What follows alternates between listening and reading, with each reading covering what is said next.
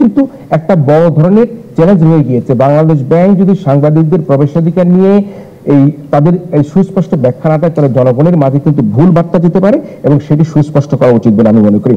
বাংলাদেশে বর্তমানে যে দেনার পরিমাণ দাঁড়িয়েছে সেটি জিডিপির 41% বেশি।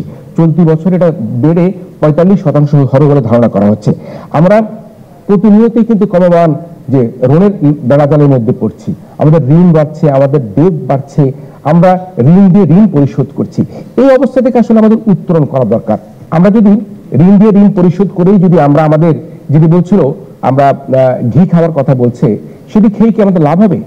আমাদেরকে খেয়াল রাখতে হবে যে আমরা কিভাবে আমাদের প্রকৃত আয়কে, আমাদের প্রবাসী আয় বলি, আমাদের আমদানি রপ্তানি ব্যয় কমিয়ে বলি, রপ্তানি আয় বৃদ্ধি করে বলি, আমাদের যদি আমাদের অভ্যন্তরীণ আয় বৃদ্ধি করার কথা বলি, রাজস্ব আয় বৃদ্ধির কথা বলি, সবগুলি কিছু প্যাকেজ করে আমরা যদি আমাদের আর্থিক উপার্জনকে বাড়াতে না পারি, তাহলে কিন্তু আমাদেরকে আবারও ঋণ করে ঋণ পরিশোধ করতে হবে। অর্থাৎ আমাদের দায় দানা কিন্তু বাড়তেই থাকবে। আমাদের দেশের মানুষের একটা বড় ধরনের একটা প্রবণতা, আমরা কেউ কর দিতে চাই না। কর দিবার ক্ষেত্রে আমাদের ভীষণ রকম একটা অনিয়া রয়ে গিয়েছে। বিশেষ করে ব্যবসায়ীরা এক ধরনের অভিযোগ করে যে এনবিআর এর জ্বালায় ব্যবসা করতে পারি না। কি কারণে এই ধরনের অভিযোগ আসে? এনবিআর এর পক্ষ থেকে কিন্তু সুস্পষ্টভাবে জানা দরকার, ব্যবসায়ীদের পক্ষ থেকে সুস্পষ্টভাবে জানা দরকার। আমরা ঢাকা চেম্বারের কথা বলি, এই বিসিসিআই বলি, বড় বড় ট্রেড বডিগুলির কথা বলি, তারা যখনই মিটিং করে তখনই তারা খালি বলে যে এনবিআর এর যে ট্যাক্সের যন্ত্রণায় আমাদের দেশে ব্যবসা বাণিজ্য করা সম্ভব হচ্ছে না। কিন্তু বাবারে, এই যে এনবিআর এর যন্ত্রণার কথা বলা হচ্ছে, সেখানে কোথায় সেটি আপনারা সরকারকে ধরিয়ে দেন? কি কারণের জন্য আপনারা বলছেন এনবিআর এর যন্ত্রণায় ব্যবসা করা যাচ্ছে না? অথচ আমাদের প্রত্যেক মালিকরা, আমি গুটি কয়েক হয়তো যারা ক্ষতিগ্রস্ত তারা প্রায় মালিকাই কিন্তু আমরা দেখি তারা বাড়ি গাড়ি ধন সম্পদ দেশে বিদেশে সবকিছুই করছে, কিন্তু ট্যাক্স দিবার ক্ষেত্রে আমরা নানা রকম কৌশল অবলম্বন করি কিভাবে আমরা ট্যাক্স কম দিতে পারি। আমাদের দেশে যে কোটিপতি রয়েছে তার 67% মানুষ তারা কর দিচ্ছে না। কোটিপতির মধ্যে 67% মানুষ তারা কর দিচ্ছে না। আমাদের কর দিবার প্রবণতা আমাদের পার্শ্ববর্তী দেশ, আমরা নেপাল বলি, ভারত বলি, শ্রীলঙ্কা বলি, তাদের চেয়ে আমাদের দেশের মানুষের কর দিবার প্রবণতা আমাদের দেশের মানুষের কম। আমরা কি নেপালের চেয়ে কম শক্তিশালী দেশ? শ্রীলঙ্কা যেখানে দেউলিয়া হয়ে গেছিল সেখানকার মানুষ যদি কর আমাদের থেকে বেশি দিতে পারে, তাহলে বাংলাদেশের মানুষ কেন আমরা কর দিতে পারবো না? সে বিষয়ে কিন্তু আমাদেরকে এখন খতিয়ে দেখতে হবে, সেটি মূল্যায়ন করতে হবে। প্রত্যেকটি মানুষকে ভাবতে হবে আজকে কর দিয়ে দেশকে সমৃদ্ধ করতে হবে, দেশ কর দিয়ে রাষ্ট্রকে সমৃদ্ধ করতে হবে। আমরা কেনিয়া এবং সিয়েরা লিওনের উদাহরণ আসছে, বাংলাদেশ থেকে কেনিয়া এবং সিয়েরা লিওনেও কিন্তু আমরা দেখেছি যে কর দিবার প্রবণতা বেশি। সুতরাং আমাদেরকে কর যে নেটের আওতা সেটি আমাদেরকে বৃদ্ধি করতে হবে। আমরা ভারত, পাকিস্তান, নেপাল, শ্রীলঙ্কার সাথে তুলনা করলে যদি তাদের চাইতে আমরা যদি কর কম দেই, তাহলে কিন্তু এই লজ্জাবোধের জায়গায় কিন্তু আমাদেরকে পড়তেই হবে। কারণ পাকিস্তান বলে বুঝে বাংলাদেশ বানাদো, অথচ সেই পাকিস্তান তারা কর বেশি দিচ্ছে। আজকে নেপালের অর্থনীতি কি আমাদের চাইতে বেশি শক্তিশালী? আজকে শ্রীলঙ্কা কি আমাদের সাথে বেশি শক্তিশালী ছিল?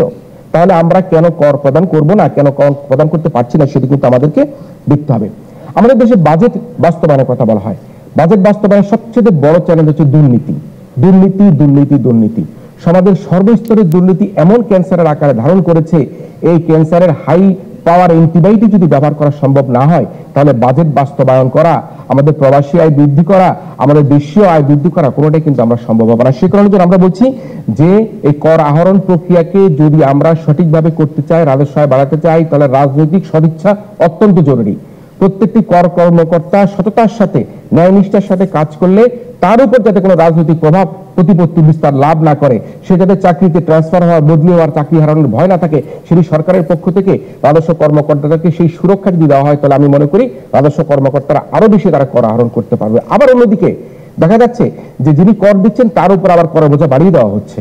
এবছর তিনি 100 টাকা দিয়েছেন, তার ফ্যাক্টরিটা পুড়ে গিয়েছেন, তাকে ধরে দেওয়া হলো এই বছর পরের বছর দিয়ে 150 টাকা। আর বাবা তার ফ্যাক্টরিতে পুড়ে গিয়ে সে এখন নিঃস্ব হয়ে গিয়েছে, বলা হচ্ছে না গত বছর যা ট্যাক্স দিয়েছেন এবছর আপনাকে আরো বেশি দিতে হবে। এই যে কর কর্মকর্তাদের মধ্যেও কিন্তু এক ধরনের মিশ্র প্রতিক্রিয়া, অসততা রয়েছে, সেটি কিন্তু আমাদেরকে দূর করতে হবে।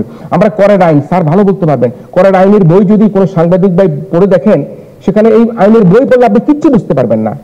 এক বিধিমালা বলা হচ্ছে আপনি এটা করলে ওইটা, আরেক বিধিমালা বলা হচ্ছে আপনি ওইটা করলে ওটা। কর বিধিমালাকে আমরা সহজ সরল করতে হবে।